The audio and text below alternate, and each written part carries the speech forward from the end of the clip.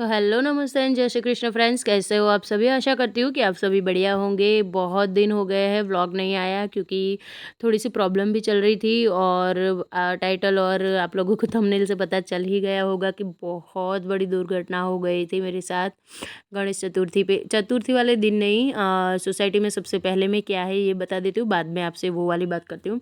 तो सबसे पहले ये दिन था गणेश चतुर्थी वाला। उस दिन पहले स्थापना हुई गणपति जी की। उसके बाद जो पूजा अर्चना होती है वो हो रही थी, कथा और जो स्थापन करने के बाद पूजा विधि होती है। सोसाइटी में जिनको बैठना होता है पूजा में सब अपनी मर्जी से बैठते हैं। और उसके बाद ये है शाम की आरती। पहले दिन की आरती हो चुकी है, सब लोग बैठ के भजन कीर्तन कर रहे हैं। थोड़ी देर सबको आरती देंगे। इस तरह से बच्चों को भी बहुत मज़ा कर आता है। 5 दिन हमारे यहाँ ना सोसाइटी में सामूहिक गणपति का स्थापन होता है और सभी लोग साथ में हर्ष उल्लास से बहुत अच्छे से ना पूरा त्योहार मनाते हैं। 5 दिन ही रहते हैं हमारे यहाँ गणपति जी, लेकिन 5 दिन ना मानो कोई बहुत बड़ा उत्सव हो उस तरह से होता है। दिन में दोनों टाइम आरती होती है, दोनों टाइम सब लोग साथ में मिलजुल कर काम करते हैं। अब चौथे दिन थी हमारी आरती और जिस दिन हमारी नंबर लाइन की आरती होती है उस दिन लाइन वाइज होता है। सोसाइटी बहुत बड़ी है, 200 घर है, तो सबको ना बांटा हुआ है 5 दिन में एक एक दिन करके। तो सुबह को आरती करनी होती है, दोपहर में भी भोग लगाना होता है, शाम को भी भोग लगाना होता है जिनका नंबर होता है उन लोगों को। तो मेरी जब भी आरती होती है दिन का भोग मैं लगाती हूँ हमारी लाइन में से। तो सबसे पहले सुबह उठ के, वैसे आप लोगों को थोड़ा ऑड लग रहा होगा, जो लोग मेरे पुराने व्यूअर हैं उन्हें पता है कि मैं हमेशा ना साड़ी पहन के इस तरह से आरती वारती सब कुछ करती हूँ, भोग लगाती हूँ। लेकिन हुआ ये था ना कि इस दिन मैं बहुत ज़्यादा बीमार थी। इतनी ज़्यादा बीमार थी कि मतलब क्या ही बताऊँ। ये सुबह से मुझे बुखार हो रहा था। मैं जैसे तैसे करके सुबह भी नहीं, अगले दिन रात से ही मुझे बुखार हो गया था। और तो प्रॉब्लम भी बहुत बड़ा उसी दिन हुआ था। आगे बताती हूँ क्या हुआ था, पहले ये बता देती हूँ। ये 5वें दिन की क्लिप है। दोपहर में नहीं, उसी दिन चौथे दिन ही, सॉरी, उसी दिन को अन्नकूट था। मेरी आंखों से आप देख रहे होंगे कितनी मतलब कि भयानक कंडीशन हो चुकी थी मेरी। कभी भी मैं इतना गंदा बीमार नहीं हुई हूँ, इतनी गंदी बीमार हुई हूँ इस बार। लेकिन होता है ना, एक त्योहार जब भी होता है तो हमारे मन में हर्ष उल्लास इतना होता है कि दवाई ले लेके मैं ना कामों में सभी जगह पे हाथ बटा रही थी। तो दोपहर में आज अन्नकूट था, चौथे दिन होता है। तो अन्नकूट था तो इसलिए ना जो 56 भोग लगते हैं भगवान को, वो सारे सब लोग अपने घरों से बना बना कर लेकर आए थे। हमने भी अपना जो लाए थे वो सब कुछ दे दिया था और सारा कुछ इस तरह से निकालते थे। हालांकि मैंने सारा कुछ काम नहीं किया था, सिर्फ ये सब निकाल के थोड़ा सा हेल्प करके फिर ज़्यादा तकलीफ़ होने लगी तो मैं घर चली गई थी। यहाँ पे देखिए अब बहुत सारी लेडीज़ है, अभी सब ने आना स्टार्ट ही किया था।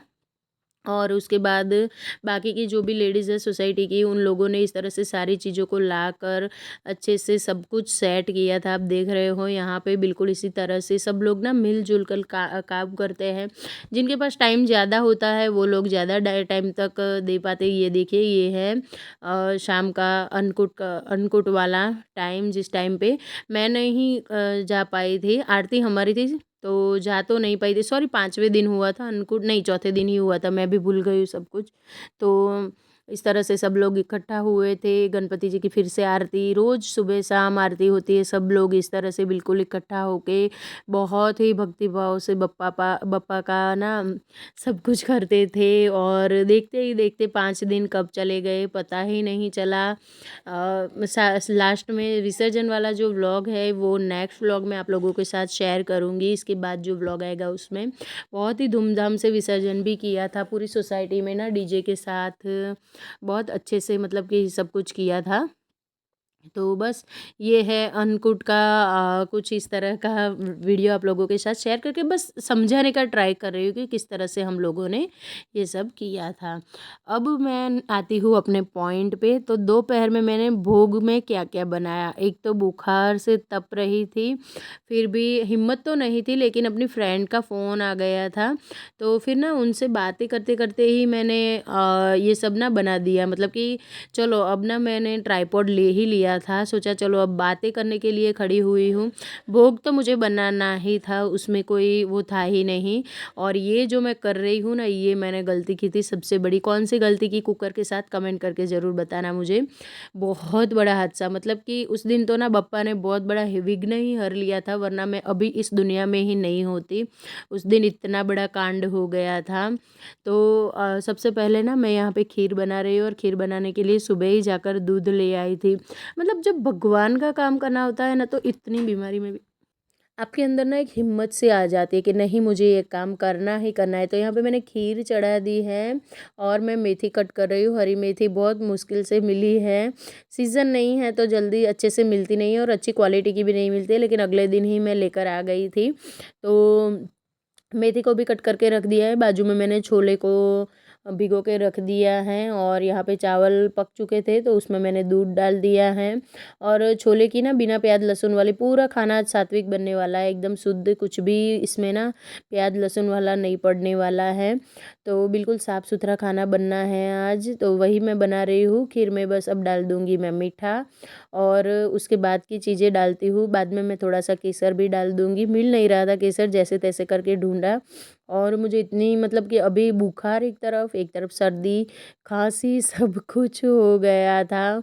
बिल्कुल ना इतनी लो फील कर रही थी कि मानो कि बस यहीं पे मैं सो ही जाऊँ। लेकिन एक था, मेरी ज़िम्मेदारी थी कि मुझे बप्पा को भोग लगाना है, तो वो ज़िम्मेदारी ने ही सिर्फ मुझे खड़ा करके रखा था, और उसी के चलते ना मैंने बहुत बड़ी गलती कर दी थी। तो पहले हम सब्ज़ी की थोड़ी सी रेसिपी जान लेते हैं कि बिना प्याज लहसुन की छोले की सब्ज़ी कैसे बनाए। बिल्कुल कोई टेस्ट में फ़र्क नहीं आता है, बहुत ही ज़्यादा टेस्टी बनती है सब्ज़ी, मतलब मानो कि प्याज लहसुन से भी ज़्यादा। और जब भी भगवान का नाम पड़ता है, प्रसाद बनाते हो ना आप, तो किसी भी तरह का आप आँख बंद करके भी छौंका लगाओगे, टेस्टी ही बनेगा। तो ग्रेवी के लिए जाएंगे टमाटर और कैप्सिकम। प्याज और लहसुन की जगह पे टमाटर ज़्यादा जाएंगे, कैप्सिकम जाएंगे, थोड़े से काजू डाल दूँगी इसमें। अगर आपके पास काजू नहीं है और आप काजू नहीं डालना चाहते हो, तो आगे भी है मेरे पास एक ट्रिक, वो मैं आप लोगों के साथ आगे शेयर करती हूँ। यहाँ पे साइड बाय साइड मैं खीर को देखती जा रही थी, फ़ोन पे बात भी चल रही थी फ्रेंड के साथ, और छोले तो उबल चुके हैं। अब ये जो मैंने प्याज और, अरे सॉरी, टमाटर और ये जो कैप्सिकम है, इसको बिल्कुल पेस्ट बना लिया है एकदम बारीक वाला। कढ़ाई में तेल ले लूँगी, तेल को थोड़ी देर के लिए गरम करने के लिए छोड़ दूँगी। तब तक मैं आसपास की चीज़ों को देखती हूँ, और मैं किचन में हो और मल्टीटास्किंग ना हो, ये तो पॉसिबल ही नहीं है, चाहे बीमार हो या कुछ भी। और टाइम से खाना बनाना होता है ना, तो हमें एक साथ दो तीन चीज़ों को करते रहना पड़ता है। तेल गरम होते ही मैंने उसमें डाल दिए हैं कुछ खड़े मसाले, और साथ ही में राई ज़ीरा डाल के तड़का लगा लिया है। उसके बाद ये जो पेस्ट बनाया था, इसको हम डाल देंगे, और बिल्कुल ना इसको अच्छे से पकाना है, क्योंकि हमने कच्चा ही पेस्ट बनाया है, बिल्कुल भी इसमें कुछ नहीं डाला था, तो पकाया नहीं है। तो कच्चा डाला है तो स्वाभाविक है कि हमें अच्छे से पकाना पड़ेगा। नॉर्मल से बेसिक सिंपल जो मसाले होते हैं, नमक मिर्च हल्दी, वही डालेंगे। थोड़ा सा मैं यहाँ पे गरम मसाला डाल दूँगी। मेरे पास छोलों का मसाला नहीं था, तो जो मैं रेगुलर यूज़ करती हूँ वो वाला ही गरम मसाला मैंने डाल दिया है। अब ग्रेवी को अच्छे से खदकने दूंगी थोड़ी देर के लिए, सारे मसालों को मिला के। लास्ट में डालूंगी उसमें नमक, नमक अभी बाकी था, तो सबसे लास्ट में मैं डाल दूंगी नमक। अब मैं आप लोगों को बताती हूँ वो ट्रिक जिससे आपके छोले की ग्रेवी एकदम गाढ़ी बनेगी। तो उसके लिए जो छोले हमने उबाल के रखे हैं ना, उसका हम पेस्ट बना लेंगे, बिल्कुल मिक्सी में पीस लेंगे अच्छे से। अगर आप चॉपर है आपके पास, तो आप चॉपर में भी अच्छे से इस तरह का पेस्ट बना सकते हो। तो आपको ना ना काजू की ज़रूरत पड़ेगी, ना मगजतरी के बीज की ज़रूरत पड़ेगी, और जो ग्रेवी का एक बढ़िया सा कलर होता है ना, वो भी खिल के आएगा। पानी डाल दूँगी, और एक बहुत ही बढ़िया सी ग्रेवी हमारी रेडी है। छोलों का जो पानी था उबालने वाला, वही मैंने यूज़ किया है यहीं पे। तो वही बस और पानी डाल के अच्छे से अब थोड़ी देर के लिए खदकने देंगे, और रेडी है हमारे छोले। अब देखिए हो चुका है हादसा, इस टाइम तक कांड हो चुका था बहुत बड़ा वाला। मैं बनाने वाली थी बप्पा के लिए वाटी दाल के खमन, जो हमारे यहाँ होते हैं। गुजराती में वो। तो उसका ना ख़मीर नहीं आया था, उसके अंदर अच्छे से बैटर में ख़मीर आना बहुत ज़्यादा ज़रूरी होता है। तो उसके लिए मैं ज़रा सी नीचे की ओर कबर्ड में मैंने सोचा चलो थोड़ी देर गर्म प्लेस में रखते हैं। तो कैबिनेट जो होते हैं हमारे प्लेटफॉर्म के नीचे वाले, उसी के अंदर मैंने डाल दिया। वो डालने के लिए मैं जैसे नीचे हुई और मैंने गैस पे चढ़ाया हुआ था कुकर। कुकर में था दाल, दाल बॉईल हो रही थी। और जो मैंने पहले बताया ना शुरुआत में, आपने जिस तरह से मैंने पीटा था कुकर को, क्योंकि एयर बाहर निकल रही थी, मैंने उसको थोड़ा सा कूट पीट दिया तो एयर का निकलना हो गया बंद। बिल्कुल भी सीटी भी नहीं हो पाई। और मैं इतनी मतलब कि बीमार थी कि मेरे कामों में व्यस्त थी कि मुझे जल्दी से जल्दी अपना खाना बनाना था। तो बिल्कुल भी कुकर में से हवा नहीं निकली और मेरे ध्यान से बिल्कुल निकल गया कि एक भी सीटी नहीं पड़ी। और टाइम भी ज़्यादा नहीं हुआ था, पहली सीटी का टाइम आया उतने में कुकर धड़ाम से जो फटा है, बाप रे! मैं यहीं पे खड़ी थी बिल्कुल पास में, बस मैं नीचे 1 सेकंड के लिए मैं नीचे बैठी हूँ। और जो कुकर गया है, कैसे तबाही मचाई है कुकर ने, मैं आपको दिखाती हूँ। मेरे किचन किचन का पूरा हाल बेहाल हो चुका था। पहले कुकर गया सीधा चिमने के ऊपर, चिमनी से झटका लग के फिर ऊपर गया। कितना ऊपर गया है मैं आपको दिखाती हूँ। ऊपर की जो दीवार होती है ना, वहाँ पे गया। और आवाज़ जो आई थी, बाप रे! खतरनाक, मतलब मानो कि कोई बहुत बड़ा बम फटा हो। और 1 सेकंड के लिए मैं सुन्न हो गई थी। 1 सेकंड नहीं, 1 मिनट के लिए मुझे बिल्कुल भी होश नहीं थी कि ये क्या हो गया। ये देखिए कबर्ड का ऊपर वाला हिस्सा है, सभी जगह पे दाल चिपकी हुई है। चिमनी यहाँ पे देखिए, ये जो आपको दिखा रही हूँ ना मैं कॉर्नर, वहाँ पे दाल का कुकर गया और सीधा ऊपर गया। तो पूरी ऊपर की जो दीवार थी वो भी गंदी हुई थी। और वो दीवार तो मैंने दूसरे दिन देखी, ऊपर जब नज़र गई तब पता चला कि ऊपर तक हमारी जो सबसे ऊपर छत होती है, वहाँ पे ये गया था। और माय गॉड, अगर मैं थोड़ी देर के लिए नहीं झुकती तो कुकर सीधा मेरे सिर में ही आकर गिरता। और फिर भी गर्म पानी तो गिरा था थोड़ा सा मेरी पीठ पे। अ, जो गरम उबलता हुआ खौलता हुआ पानी होता है, कुकर धड़ाम से खुल गया, सारी दाल बिखर गई। और मैं नीचे झुकी हुई थी, इस वजह से ना सिर्फ पीठ पे ही मेरे गर्म पानी गिरा है। और जो पानी गिरा है, मतलब मैं थोड़ी देर के लिए तो पगला गई थी बिल्कुल कि ये क्या हो गया मेरे साथ। मतलब 1 सेकंड में मैं मर सकती थी। इतना खौलता हुआ गर्म पानी वाली दाल और कुकर आपके सर में आके पटकेगा, उसमें कितनी ताकत होगी। वो सिर्फ ऊपर की जो हमारी दीवार होती है, छत, वहाँ पे जाके गिरा है। तो मेरा तो वो क्या ही हाल करता।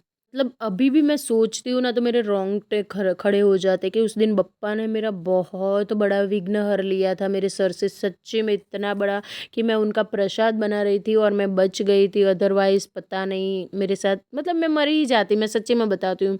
क्योंकि मैं वहीं पे खड़ी खड़ी खाना बना रही थी, बस बप्पा ने मुझे नीचे बिठा दिया और सिर्फ गर्म पानी ही मेरी पीठ पे गया था। और ज़्यादा जली भी नहीं थी, गर्म पानी हाँ है, थोड़ा-सा गिरता है तो जलन तो होती है। लेकिन बीमारी में मैं ना वो भी भूल गई। उसके बाद मैंने एक पतीले में दाल को बॉईल किया, कुकर को यूज़ नहीं किया। उसके बाद मैंने पकौड़े बनाए, काम फिर थोड़ी देर के बाद होश में आई, फिर अपना काम स्टार्ट किया मैंने। और सच बताऊँ ना तो उस टाइम पे मैं बीमार थी, तो मैंने काम वाली लगवाई हुई है हाउस हेल्पर। तो वो एक छोटी-सी लड़की, छोटी-सी मीन्स के एक 17-18 साल की लड़की है। और वो बेचारी पोछा लगा रही थी वहाँ पे, उस वो भी थोड़ी ही दूर गई थी। मतलब मानो कि भगवान ने सबको बचा लिया। अगर उस लड़की को कुछ हो जाता तो मैं उसके पेरेंट्स को क्या जवाब देती। अपनी ज़िम्मेदारी बनती है ना, अपने घर पे कोई काम करने के लिए आता है। वैसे तो मैं हाउस हेल्पर नहीं रखती हूँ, लेकिन तबीयत कुछ दिनों से इतनी खतरनाक चल रही है कि मेरे घर में अगर भगवान बप्पा आए हुए हैं और उनका भोग प्रसाद बन रहा है तो घर तो साफ़ सुथरा होना बहुत ज़्यादा ज़रूरी होता है। फिर मेरी हालत देख के उस लड़के ने फिर से पोछा लगा के दिया मुझे। और मतलब उस दिन तो भगवान ने ही बचाया था हम सभी को। 2 लड़कियाँ थी साथ में, आज तो दोनों बहनें आई हुई थी। तो कोई नहीं, चलिए बप्पा ने बचा लिया है, उनका बहुत बहुत धन्यवाद। यहाँ पे बस अब खाना निकाल लेते हैं और जाऊँगी मैं बप्पा को भोग लगाने के लिए सोसाइटी हॉल में। सोसाइटी हॉल भी थोड़ा दूर है मेरे घर से, 3 स्टेशन की है। तब जाके मैं अपनी फ्रेंड को लेके गई, उन्होंने थाली पकड़ी, तब जाके ना मैं बप्पा को भोग लगा पाई हूँ। बहुत परीक्षा ली है उन्होंने मेरी इस बार। शाम की आरती तो मैं कर ही नहीं पाई थी। शाम की आरती के टाइम पे क्या हो रहा था वो भी मैं आप लोगों के साथ शेयर करती हूँ। इतना कम पड़ रहा था, इतनी तकलीफ़ें कम पड़ रही थी, भगवान को, मतलब कि तो शाम की आरती भी मुझे नहीं करने दी उन्होंने। कुछ अच्छा ही सोच कर किया होगा उन्होंने मेरे साथ, तो आरती भी नहीं कर पाई थी मैं। हमारा नंबर था आरती का फिर भी, तो कोई नहीं, भोग तो मैं लगा पाई, ये मेरे लिए खुशी की बात है। और सुबह भी मैंने आरती की थी। उस टाइम पे क्या हुआ वो आप लोगों को आगे दिखाती हूँ। यहाँ पे मुझे बहुत सारी चीज़ें बनानी थी, लेकिन मेरा मूड सच में ऐसा हो गया कि मैंने इतना बना लिया, दाल चावल सब्ज़ी पूरी, खीर और पकौड़े, और ये देखिए इतना ही खाना फिर बना के मैं जाके बप्पा को फिर भोग लगा के आ गई। तो जैसे-तैसे करके ही बनाया था ये भी मैंने, लेकिन मन बहुत ज़्यादा चीज़ें बनाने का था मेरा, सच बताऊँ ना तो बहुत चीज़ें बनानी थी मुझे, सारे पकवान बनाने थे जितने भी मुझे आते हैं, लेकिन ये एक बड़े से हादसे ने ना मेरा हिम्मत तोड़ दी। अभी दाल बॉईल हो रही है, बहुत ज़्यादा लेट हो गया था।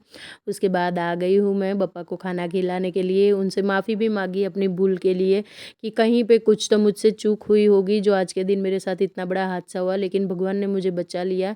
ये सबसे बड़ी बात है मेरे लिए। अब शाम को फिर मेरी हालत इतनी ख़तरनाक हुई कि हॉस्पिटल जाके मुझे बॉटल्स लगवाने पड़े, ये देखिए। हस्बैंड ने तो वीडियो बनाने से भी मना किया था, उन्होंने बोला था नहीं ये सब शेयर नहीं करना है। मिलती हूँ नेक्स्ट व्लॉग में। Bye bye.